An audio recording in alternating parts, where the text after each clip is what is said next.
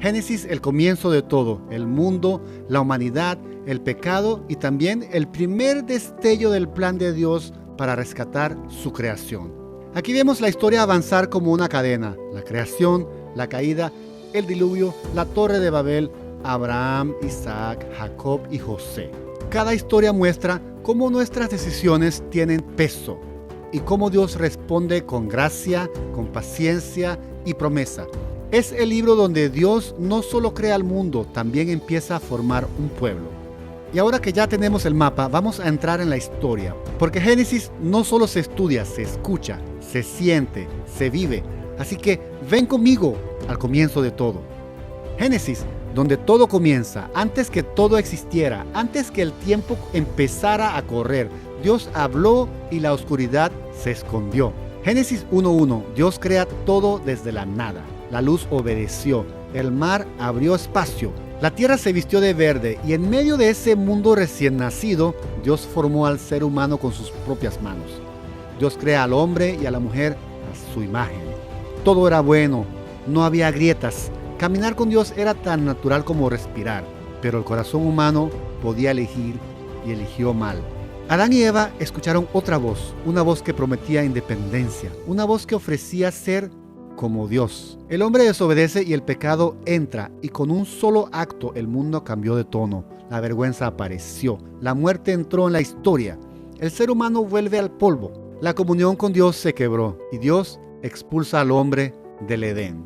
Desde ahí, la historia se vuelve profundamente humana. Caín mira a su hermano con celos y la primera muerte llega por manos humanas.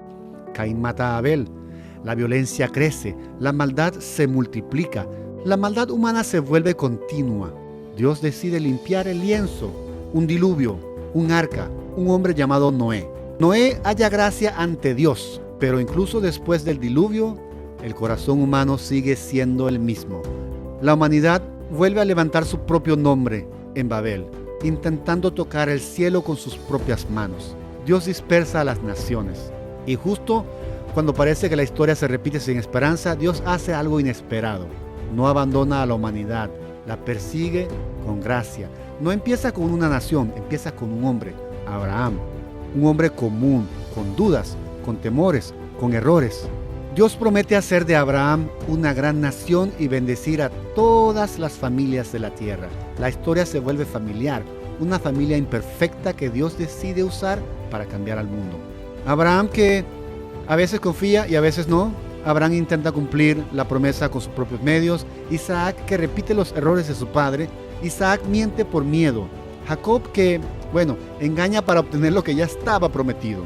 Jacob obtiene la bendición mediante engaño. José es vendido por sus hermanos. Son nombres distintos, pero todos comparten lo mismo: un corazón frágil, inconstante, necesitado, y aún así Dios sigue amando al hombre. Mientras ellos fallan, Dios permanece fiel.